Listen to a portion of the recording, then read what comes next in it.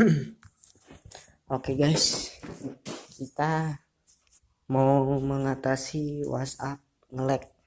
Ini dilakukan biar anti nge-lag klub ya. Sekarang kita coba buka WhatsApp. Ini sudah di WhatsApp, ya. Kita coba tes ini masuk nggak masuk ya.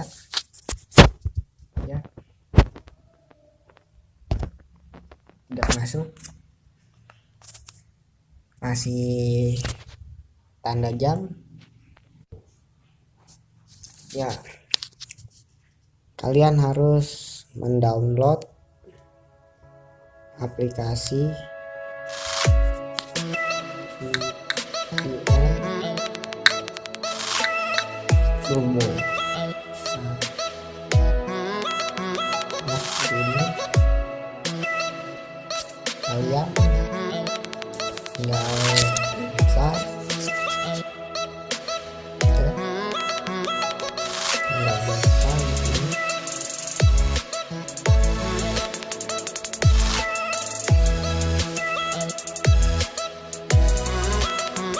beginilah tampilan VPN Turbo. Kita langsung pencet tap connect.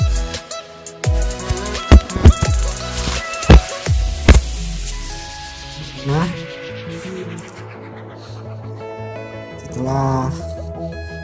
setelah connecting, beginilah tampilannya ya. Kalian pilih tadi negara, kalian akan muncul seperti ini, akan connected bacanya ya. Ketika ini kita langsung